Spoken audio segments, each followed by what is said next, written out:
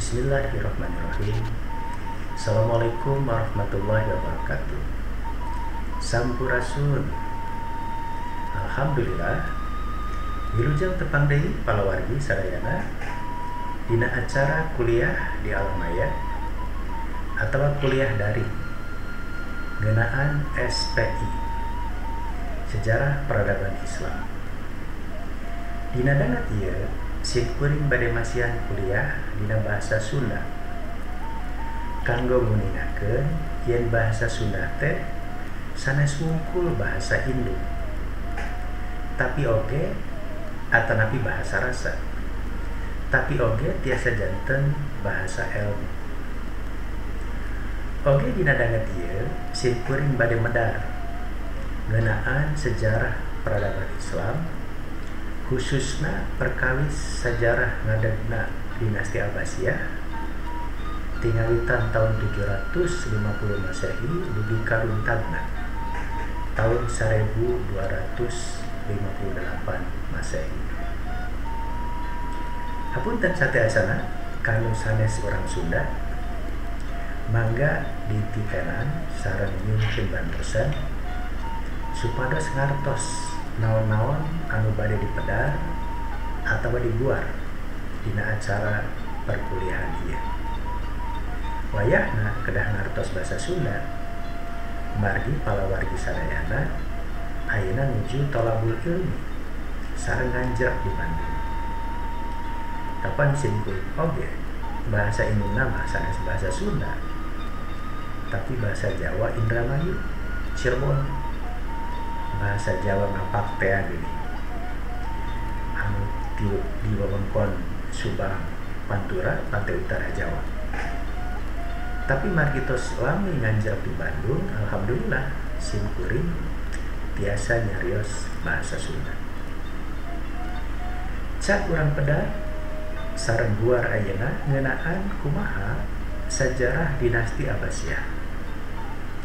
Sakumaha minggon kamari tos didugikeun yen salah sawios tokoh di dinasti Abbasiyah yaeta Abu Abbas As-Soffah tiasa ngaruntankeun kakawasaan dinasti Umayyah dina tahun 750 Masehi. Margi dirojong ku mang pirang-pirang golongan anu hanjelu sareng teu panuju ka pamarentahan dinasti Umayyah. Kayaning golongan Syiah, golongan Khawarij, golongan Maula, nyaeta muslim tapi sanes Arab. Oge ti bangsa-bangsa Arab pakidulang. Saparantosna tiasa ngaruntagkeun kakawasaan dinasti Umayyah di Damaskus, Syria. Abu Abbas As-Soffah mindahkeun pusat kakawasaan dinasti Abbasiyah di Baghdad, Irak.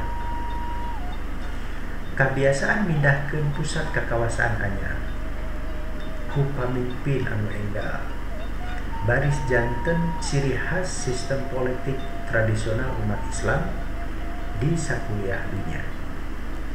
Sateacana kapangaruhan ku sistem politik modern di bangsa-bangsa barat atanapi bangsa-bangsa penjajah di Eropa.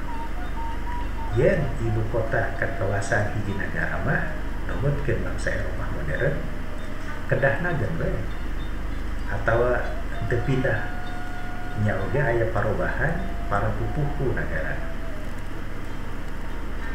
Sok sanajan pindah ibu kota ka Baghdad tapi sistem kehalifahan dinasti Abbasiyah tetep henteu robah.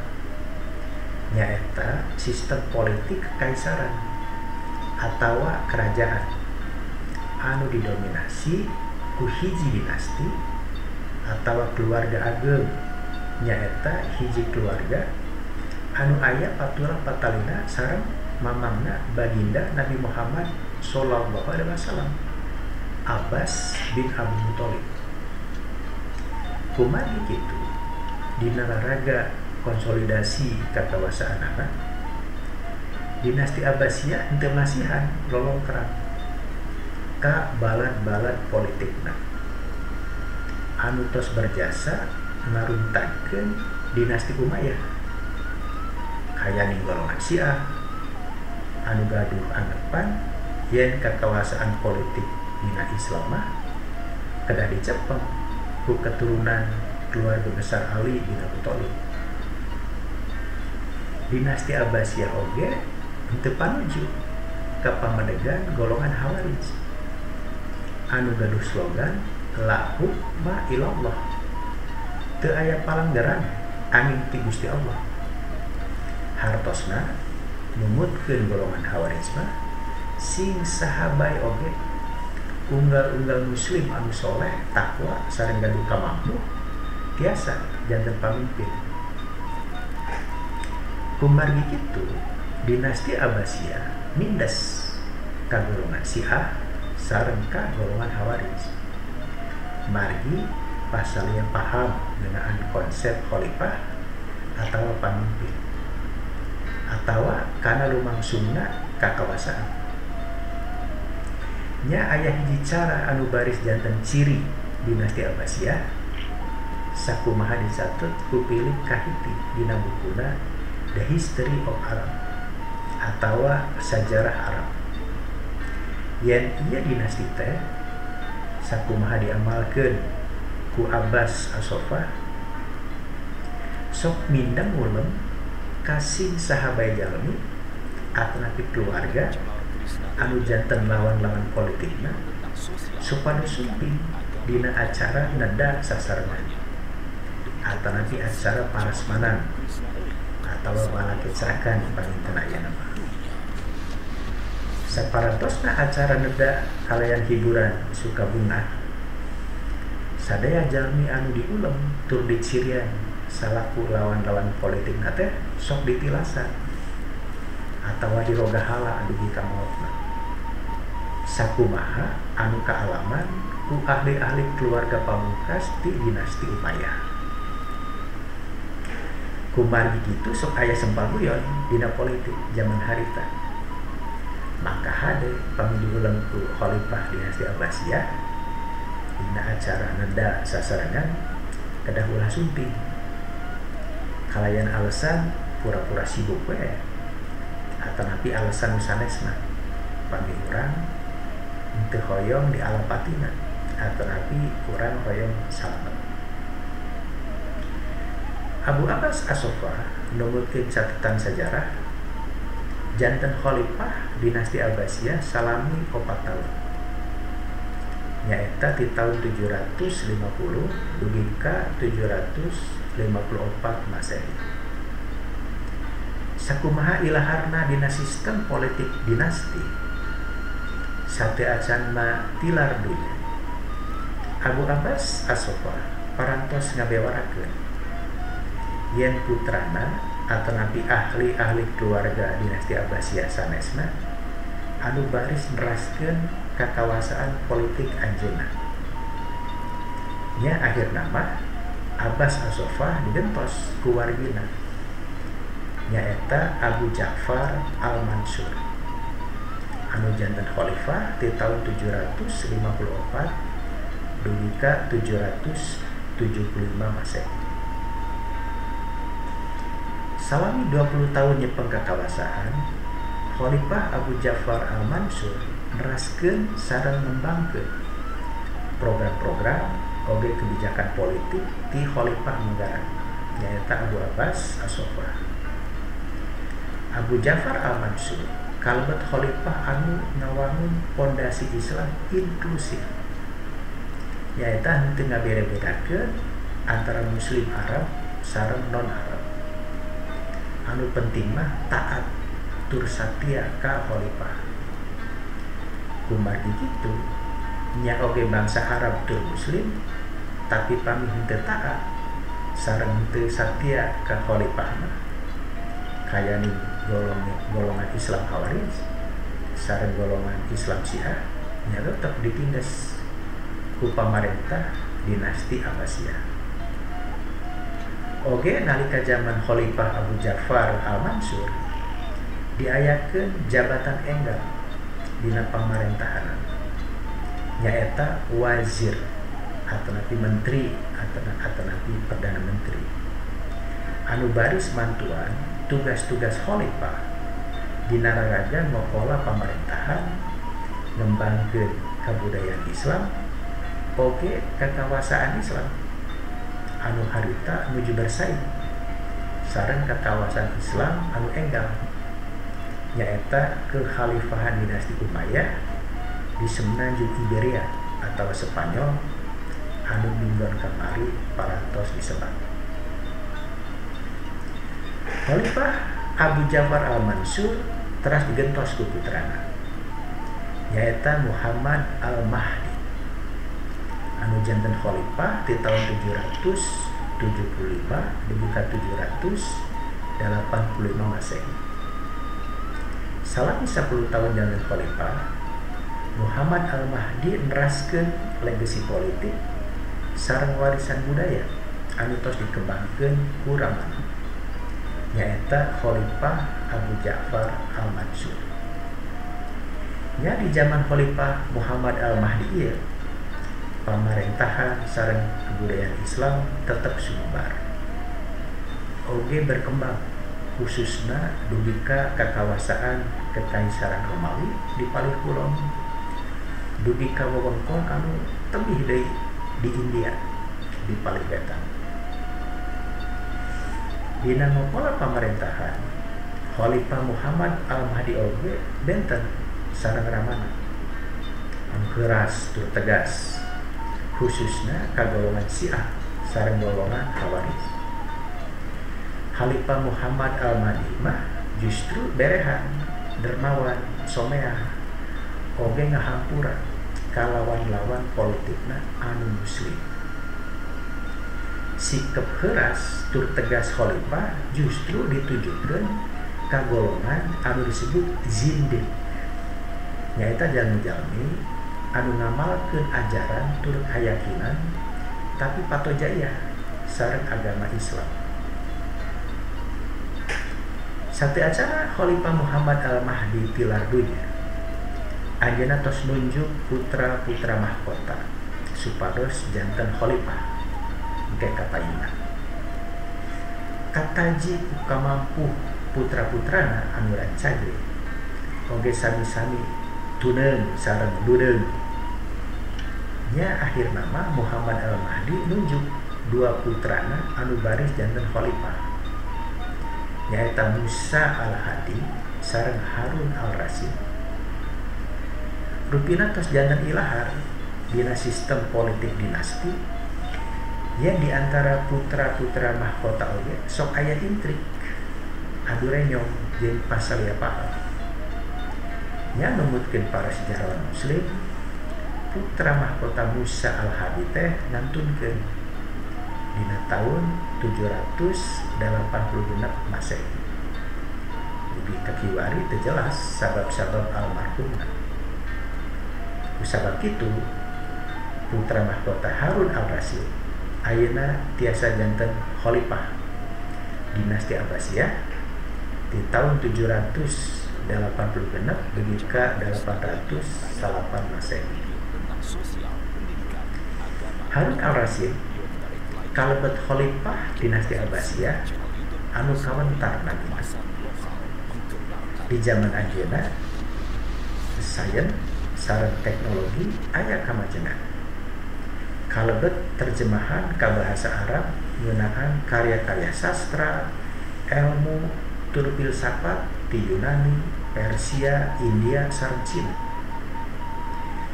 Harun al-Rasyid nyalira kalebet khalifah anu resep kana perkembangan ilmu sareng pogot sagala hoyong terang kana mang rupa-rupa ilmu kalebet astronomi nyaeta ilmu ngeunaan bentang-bentang di ruang angkasa. Kacaritakeun dina kisah 1001 malam hiji carita karya sastra anu masyhur dina zaman khalifah Harun al-Rasyid yen anjeunna naros ka Abu Nawas ieu tokoh teh duka wazir, menteri atanapi pembantu khusus khalifah tapi siga tokoh si kabayan lah di Tatar Sunda.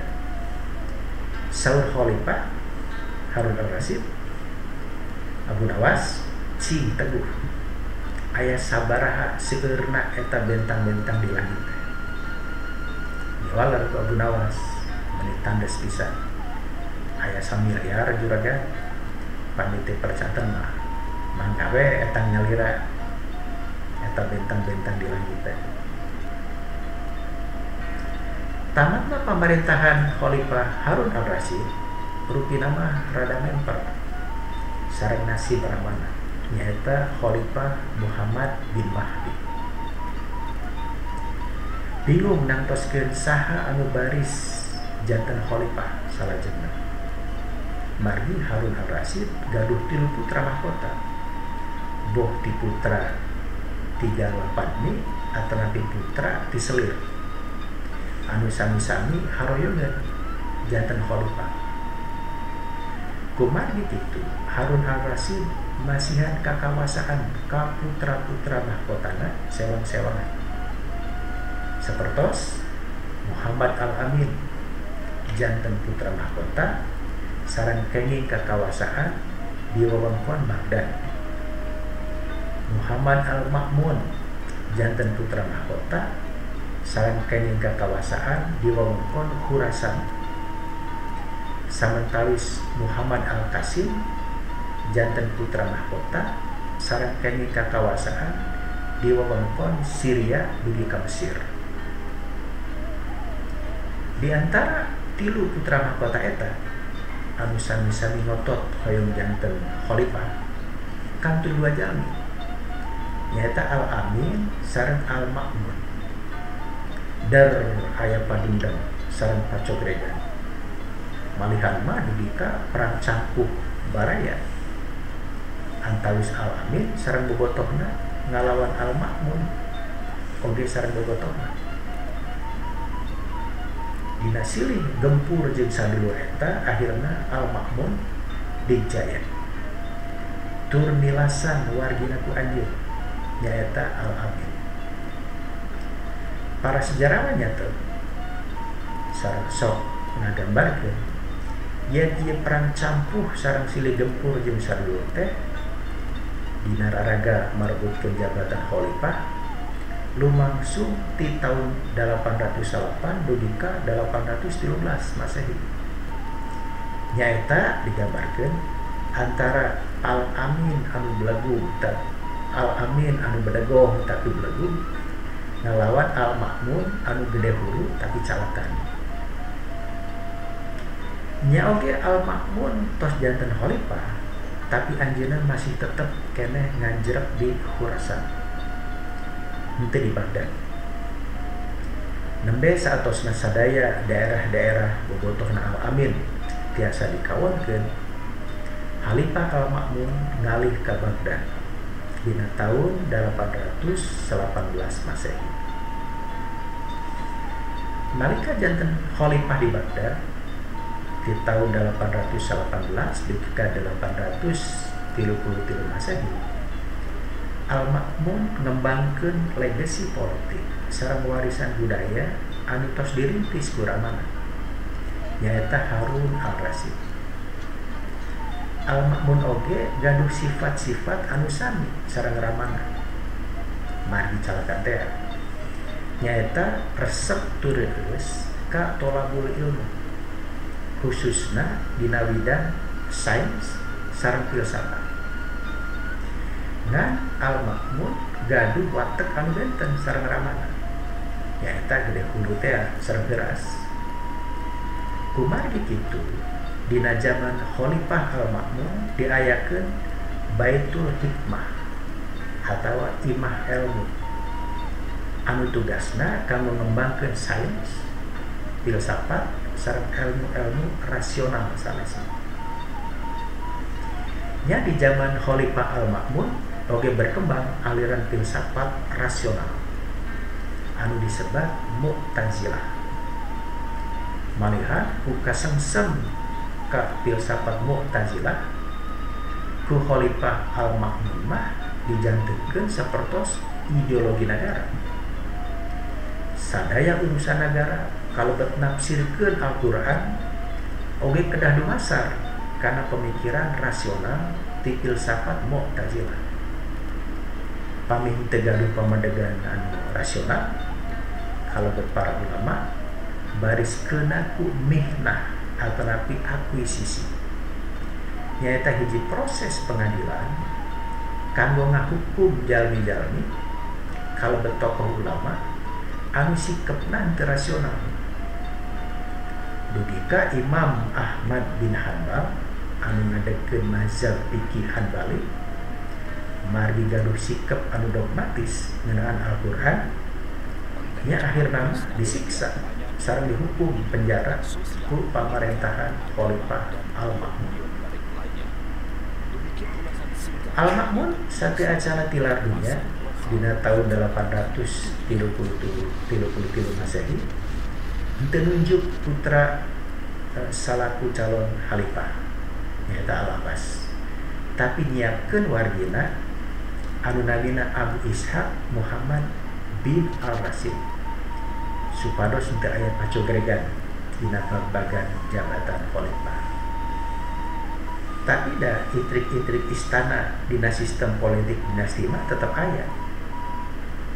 Numutkeun catatan sejarah anu janten khalifah salajengna dina dinasti Abbasiyah nyaeta sanes wargina Al-Ma'mun, tapi Abu Ishaq Al-Mu'tasim bin Harun kawentar namina Khalifah Al-Mu'tasim anu nyepeng kakawasaan di tahun 833 dugi ka 842 Masehi.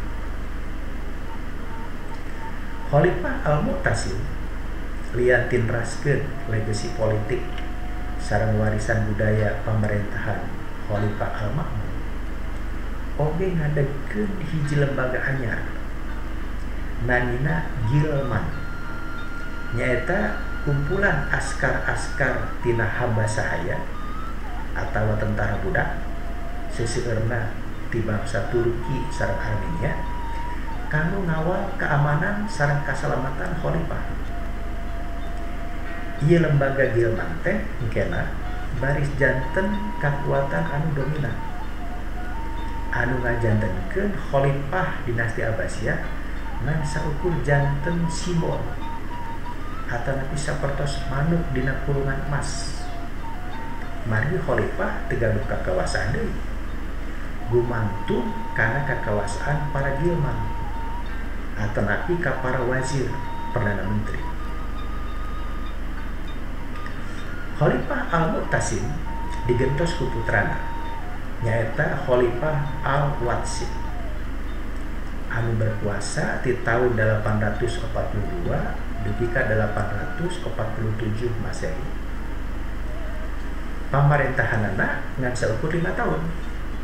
Janten teu seueur anu tiasa dipidamel ku Khalifah Al-Watsid. Anu jelas mah askar-askar Gilman atawa tentara-tentara budak di bangsa Turki beuki dominan katawasaanna tibata di Khalifah nyalira. Khalifah Al-Watsid teras digentos ku wargina nyaeta Al-Mutawakkil anu janten khalifah di tahun 847 dugi ka 861 Masehi. Khalifah Al-Mutawakkil rupina hoyong ngahudankeun legasi politik sareng warisan budaya anu tos diwangun ku Khalifah Al-Ma'mun. Kayaning Baitul Hikmah, imah ilmu, sareng tradisi mihnah atawa akuisisi kanggo nandeskeun mazhab pemikiran Islam anu tunggal. Ngan hanjakal usaha Khalifah Al-Mutawakkil kirang aya hasilna. Margi ideologi Mu'tazilah anu tegas tu rasional parantos teu populer deui. Masyarakat muslim sareng para ulama oge rupina henteu kasengsem ku pemikiran-pemikiran filsafat anu rasional atawa ngandalkeun kamampu otak ngumpul kayaning golongan Mu'tazilah atanapi kayaning anu dikembangkeun ku Ibnu Sina sareng Ibnu Rus. Bibit buit umat Islam sareng para ulamana anu kataji ku pemikiran tasawuf atau sufi anu ngandalkeun hate ti bata kota ngawitan sumebar anu engkena baris dirumuskeun ku Imam Al-Ghazali dina bukuna anu kawentar Ihya Ulumuddin atawa hudangna ilmu-ilmu agama dina abad ke-10 sareng ke-11 Masehi. Khalifah Al-Mutawakkil oge henteu walakaya margi dominasi kekuasaan para Gilman. Malihan numutkeun para sejarawan Khalifah Al-Mutawakkil dugi ka dirogahala sareng tilar dunya ku pupuhu Gilman dina tahun 860 hiji Masehi.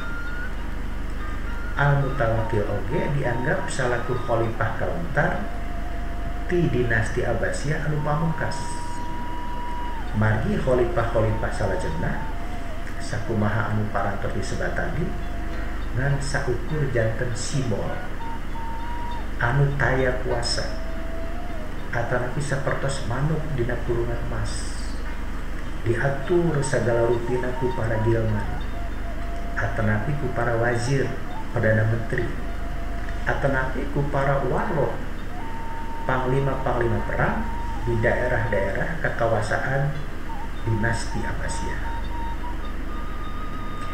Janten salerusna kejayaan kekhalifahan dinasti Abbasiyah teh ngan saukur 100 warsih langkung nyaeta ti tahun 750 Masehi dugi ka tahun 860 hiji Masehi.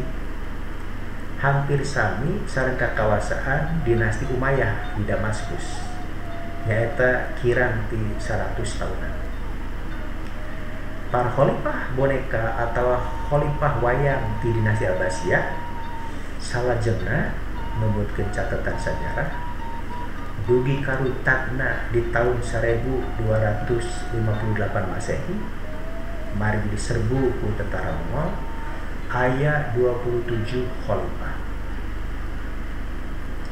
Masing-masing khalifah boneka atau khalifah wayang eta benten-benten dina waktos pamarentahanana aya nu ngan saukur sataun kayani khalifah Al-Muntasir di 860 hiji dugi ke 862 Masehi.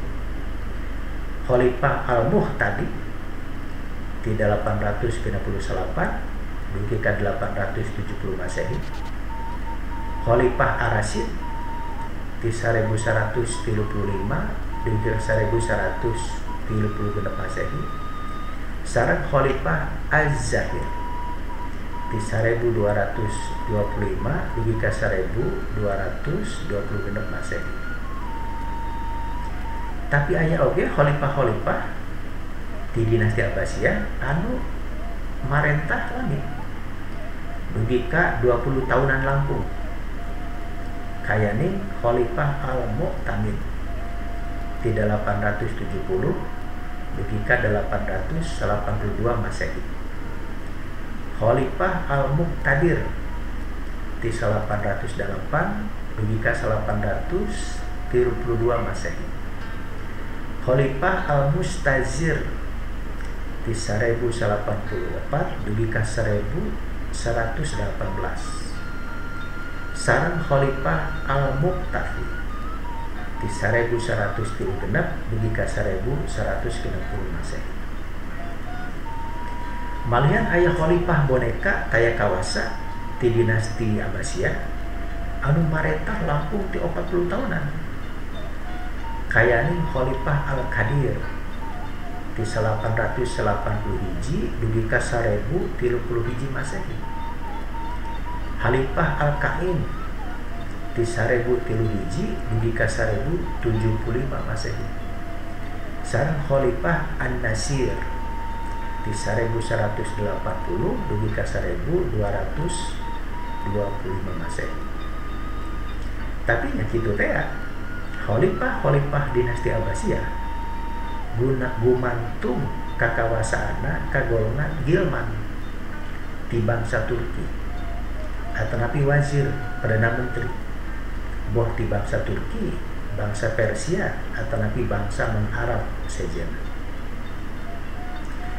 Khalifah pamungkas ti dinasti Abbasiyah nyaeta Khalifah Al-Musta'sim di 1242 dibika 1258 Masehi. Anu nyakseni kumaha kota Baghdad dicangkala, diserbu sareng dihancurkeun ku tentara Mongol anu dipimpin ku Hulagukan Incuna Genghis Khan. Mang ribu-ribu masyarakat Baghdad numutkeun catatan sejarah antawis 200.000 jalmi dugi ka 1 juta jalmi dibantai atau nanti dialapatina ku tentara Mongol. Khalifah Al-Musta'sim sareng ahli-ahli keluarga oge sadaya dialapatina.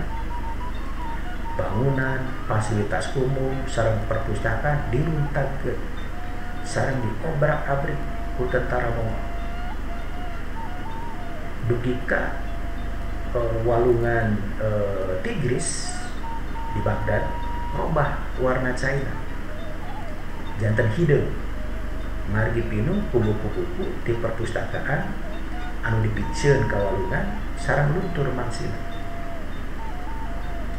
Kanggo umat Islam naon ibrah sejarah atau napi pepeling anu penting tina kejadian runtagna dinasti Abbasiyah di Baghdad tahun 1258 Masehi. Numutkeun umat Islam atau napi ulama Islam anu soleh runtagna dinasti Abbasiyah di Baghdad teh mangrupakeun cocoban atau napi hukuman ti Gusti Allah supados umat Islam sadar yen peradaban Islam anu ngandalkeun kahebatan otak, pikiran, bangunan material sareng kemegahan hirup di alam dunia teh geuning teu aya hartina ngan sajorela pisan dibandingkeun sareng kahirupan anu abadi sareng bahagia di alam akhirat. Kumargi kitu umat Islam bisa kuliah dunia kedah seueur istighfar, zikir sareng tobat ka Gusti Allah. Ku jalan ngarobah cara hirup tina ngandalkeun otak sareng hawa nafsu ku mupusti hate sareng sikap akhlakul karimah.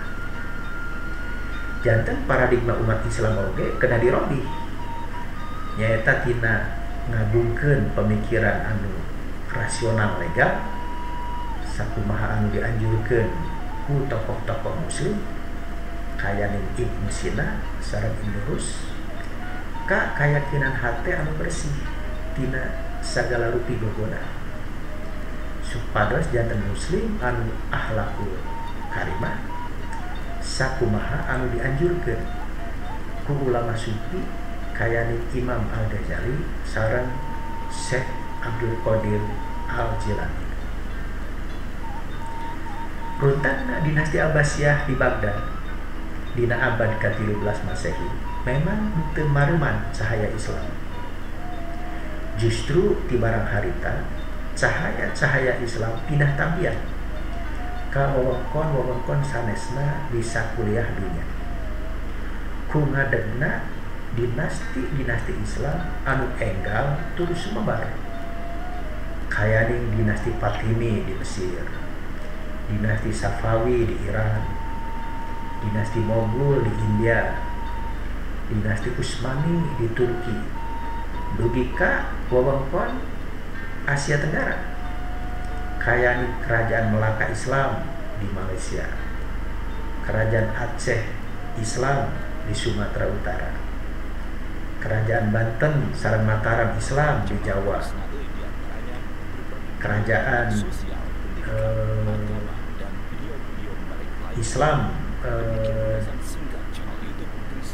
di Kalimantan, kerajaan Islam di Brunei Darussalam, kerajaan Makassar Islam di Sulawesi Selatan, dugika kerajaan Ternate sareng Tidore Islam di Kepulauan Maluku, jelas pisan yen runtangna dinasti Abbasiyah tiasa merupakan blessing in disguise atau musibah anu mawa berkah. Tapi Islam anu sumebar di zaman harita sanes agama anu ngagungkeun rasionalisme sareng peradaban material. Tapi agama Islam anu ngamumuleh hate sareng peradaban spiritual. Palawargi sadayana anu kusim kuring dihormat, rupina kitu anu tiasa dipedar ngeunaan sajarah dinasti Abbasiyah di tahun 750 dugi ka 1258 Masehi. Kumaha perkembangan sejarah Islam salajengna di sakuliah dunia saparantosna runtang kekhalifahan dinasti Abbasiyah di Baghdad. Rupina baris janten bahan sawala sareng diskusi palawargi sadayana. Orang tenden dihandeuleun sieun, urang tunda nahan juang siang pikeun guareun jangan. Cai dugi ka dieu heula.